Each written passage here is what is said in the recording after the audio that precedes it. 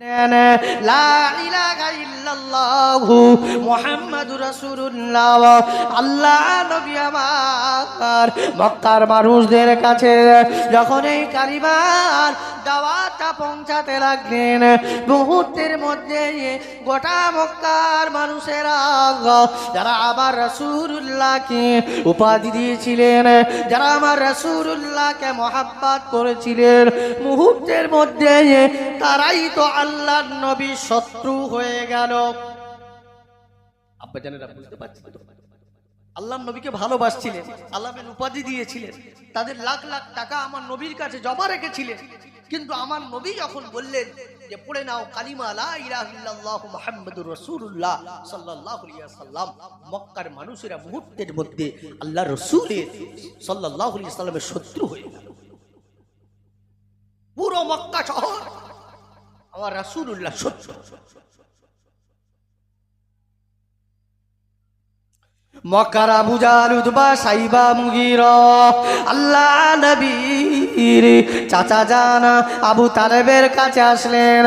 ও কুরাইশ নেতা আবু তালেব, ও কুরাইশ নেতা আবু তালেব, তোমার ভাতিজা মুহাম্মদ ওই যে কালিমার দাওয়াত দেয়, ওই কালিমার দাওয়াত দেয় বন্ধ করে দিতে বলো। তোমার ভাতিজা মুহাম্মদ, তার যদি অর্থ লাগে আমরা অর্থ দেব, তার যদি টাকা লাগে আমরা টাকা দেব, তার যদি পদ লাগে, সিংহাসন লাগে, সিংহাসন দেব, তার যদি বালাখানা লাগে, ঘর দেব। কিন্তু না না না, তোমার চাচা ভাতিজাকে বলে দাও সে যেন কালিমার দাওয়াতটা না দেয়। আল্লাহ নবী আমার বাড়িতে ফিরলেন। আল্লাহ নবী যখন বাড়িতে ফিরেছেন, চাচা জান আবু তালেব বলতে লাগলেন, ও আমার ভাতিজা মুহাম্মদ, মক্কার লিডারেরা আমার কাছে এখনই এসেছিল বাবা। মক্কার লিডারেরা, মক্কার নেতারা, তারা সবাই আমার কাছে এসেছিল। তারা আমার কাছে এসে বলে গেল মুহাম্মদ যেন কালিমার দাওয়াত না দেয়। মুহাম্মদ যদি কালিমার দাওয়াত দেয় তাহলে আমাদের সাথে যুদ্ধে লিপ্ত হতে হবে। বর্তমান সময়ের সাথে একটু মিলান। যদি আমরা সত্য রাস্তায় চলে যাই, যদি আমরা সত্য পথে চলতে চাই, এই সমাজের কিছু মানুষ আবার আমাদের বিরুদ্ধে দাঁড়িয়ে যায়। দাঁড়িয়ে যায় না? যায় না। ভালো কাজে বাধা বেশি, আমার আল্লাহ ওহী নাযিল করছে। আল্লাহ নবী চাচা যান বলার পরে নবী আমার চোখ ভরা পানি নিয়ে, নবী আমার বুক ভরা ব্যথা নিয়ে বলেছিলেন, ও আমার চাচা যান, ও আমার চাচা যান, আমি 6 মাস বয়সে আম্মাকে হারালাম, 6 বছর বয়সে আব্বাকে হারালাম, 8 বছর বয়সে আমি আমার দাদু ভাইকে হারালাম। ও আমার চাচা যান, তারপরে থেকে আপনি আমাকে কোলে পিঠে করে লালন পালন করেছেন চাচা। আজকে আমার বয়স হয়ে গেল 40 বছর চাচা যান, আজকে আমার বয়স হয়ে গেল 40 বছর চাচা যান। মক্কা লিডারেরা, মক্কা নেতারা আপনাকে বলে গেছে যে আমি যেন কালিমার দাওয়াত বন্ধ করে দিই। ও আমার চাচা যান মনে রাখুন, ও আমার চাচা যান শুনে রাখুন, সারা পৃথিবী যদি একত্রিত হয়ে যায়, সারা পৃথিবীর মানুষ যদি একত্রিত হয়ে যায়, আর আমি মুহাম্মদ আমি যদি একা একদিকে দাঁড়িয়ে থাকি, আর মক্কার মানুষেরা যদি আমার ডান হাতে সূর্যটা এনে দেয় আর বাম হাতে যদি চাঁদটা এনে দেয়, আমি মুহাম্মদ আল্লাহর কালিমার দাওয়াত আমি বন্ধ করব না। বলেন সুবহানাল্লাহ। এই কালিমার দাওয়াত আমি বন্ধ করব। চাচা জান বলছে, বাবা 40টা বছর ধরে তোমাকে লালন পালন করছি বাবা, যদি তুমি কালিমার দাওয়াত বন্ধ না করো তাহলে তোমাকে আমার বাড়ি থেকে চলে যেতে হবে বাবা। আমার বাড়িতে তো আমি থাকতে দেব না, আর থাকতে দেব না। ও ওই সময় ভাতিজা মোহাম্মদ বলেছিলেন, ও আমার চাচা যান, ও আমার চাচা যান, আপনি যদি কালিমার দাওয়াত দেওয়ার কারণে, সত্যটা প্রচার করার কারণে, হকটা বলার কারণে, যে যদি আমি রাসূলুল্লাহ আপনার বাড়িটা ছেড়ে দিতে হয়, আপনার বালাখানা ছেড়ে দিতে হয়, আপনার ঘর বাড়ি ছেড়ে দিতে হয়, আমি মুহাম্মদ আপনার বাড়ি ছেড়ে আমি চলে যাব চাচা যান, আপনার জায়গা ছেড়ে আমি চলে যাব চাচা যান, আপনার সুন্দর বালাখানা ছেড়ে আমি রাসূলুল্লাহ চলে যাব চাচা যান, কিন্তু আমি এই কালেমার দাওয়াত দেয়া বন্ধ করব না। বলেন সুবহানাল্লাহ, জোরে বলেন সুবহানাল্লাহ, নারে তাকবীর। আমি কালেমার দাওয়াত দেয়া বন্ধ করব না চাচা।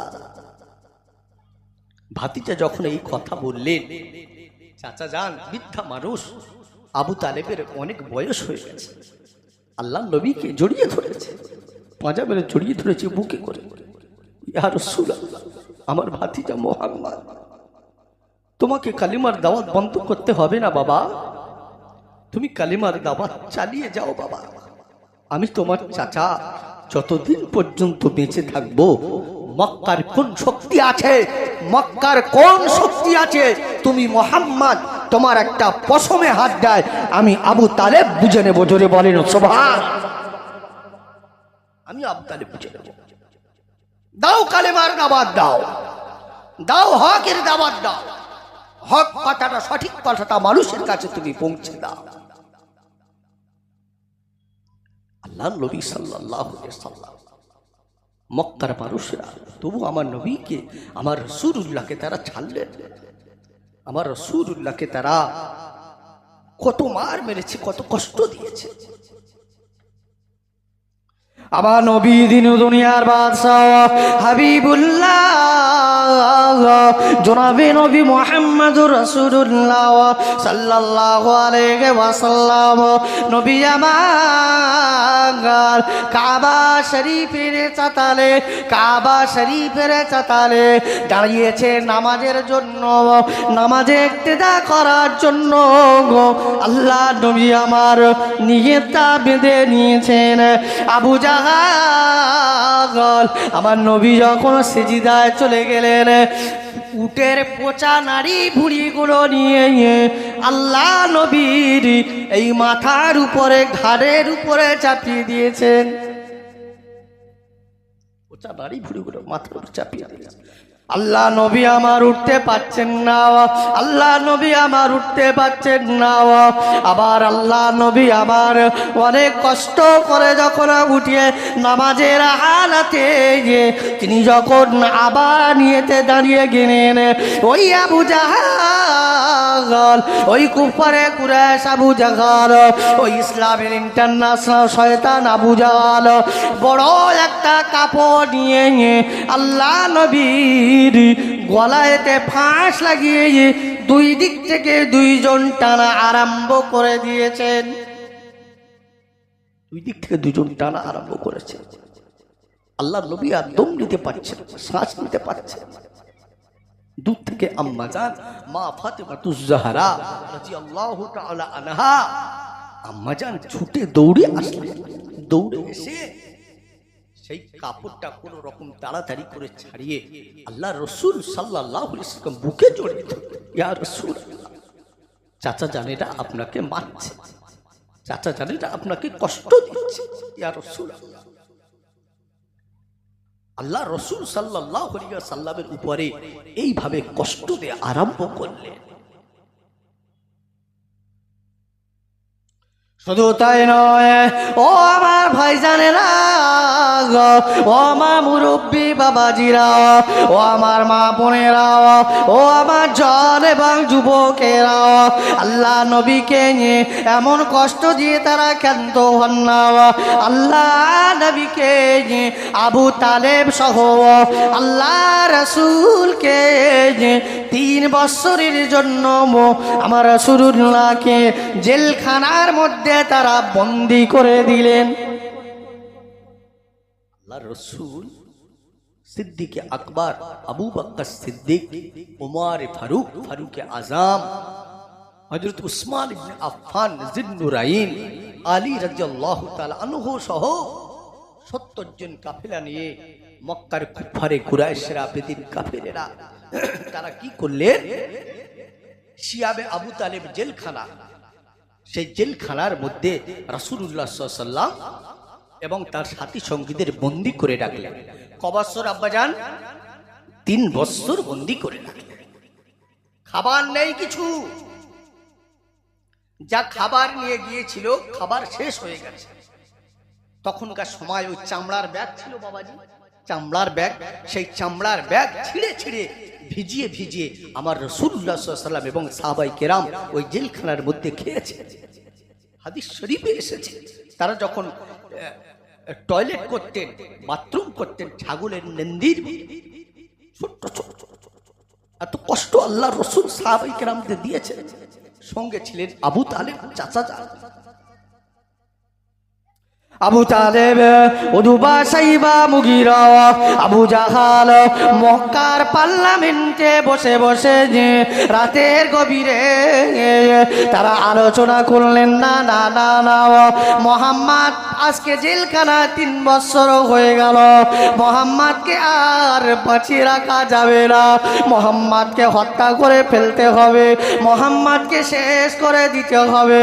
রাতারাতির মধ্যে মক্কার পার্লামেন্টে আবু জাহাল বিচার দিয়েছেন। সেই বিচারের পার্লামেন্টে সকলে বিচার করেই ফয়সালা হলো আজকে রাতের গভীরে, গভীর রাতেতে ওই জেলখানার মধ্যে গিয়ে আল্লাহ নবীজি হাত্তার সাথী সঙ্গীদেরকে সকলে মিলে আমরা হত্যা করে ফেলব।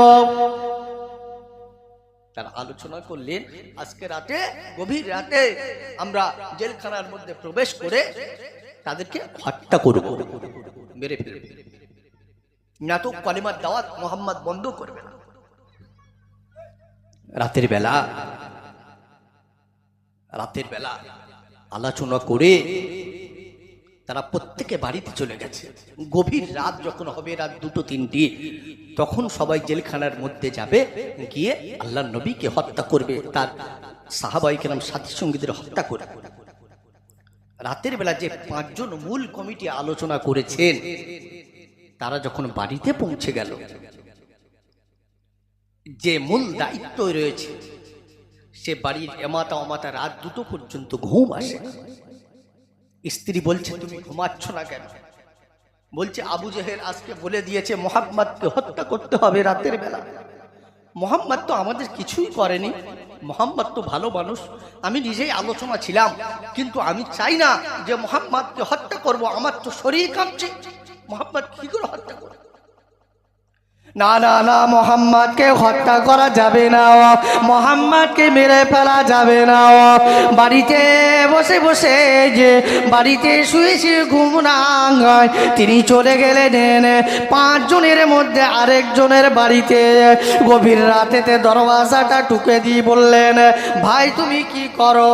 বলছে ভাই আমারও ঘুম আসে না, মুহাম্মদকে আবু জাহাল মারতে বলেছে, কিন্তু না না না, মুহাম্মদকে মারা যাবে না, মুহাম্মদকে শেষ করা যাবে না, মুহাম্মদ তো খারাপ কথা বলে না, মুহাম্মদ তো ভালো কথা বলে, মুহাম্মদ তো ভালো কাজ করে, মুহাম্মদকে মারলে যে আমার মনে হয় আমি আর পৃথিবীতে বাঁচব না।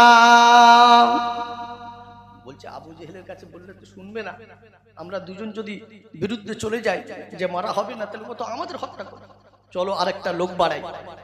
আরেকজনের বাড়িতে গিয়েছে, গিয়ে দেখছে তার ছোট্ট বাচ্চাটা কাঁদছে। মানে ওই ছোট যে বাচ্চাটা, ওই বাচ্চা যখন হয়েছিল হুজুর সাল্লাল্লাহু আলাইহি ওয়াসাল্লাম নিজের লালা মোবারক ওই ছোট বাচ্চার মুখের মধ্যে দিয়েছিলেন, জোরে বলেন সুবহানাল্লাহ। সেই বাচ্চা যেন তাকে বলছে যে আপনি কেন আল্লাহর রাসূল সাল্লাল্লাহু আলাইহি ওয়াসাল্লামকে হত্যা করবেন, পারবেন না, কখনো না, আল্লাহর রাসূল সাল্লাল্লাহু আলাইহি ওয়াসাল্লামকে মারা যাবে না। আমার আব্বা জানেরা, ভাইরা, আমন্ত্রিত বক্তা ভাই এসেছেন আপনাদের সামনে ওয়াজ নসিহত করবেন। আপনারা আশেপাশে যারা আছেন খুব তাড়াতাড়ি পাক মাহফিলে চলে আসুন। দরুদ শরীফ পড়েন। আল্লাহ